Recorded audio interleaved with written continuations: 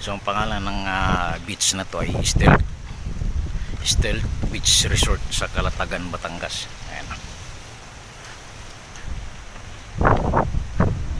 Lawak. Nandun yung beach. Ayan. Tsaka dito.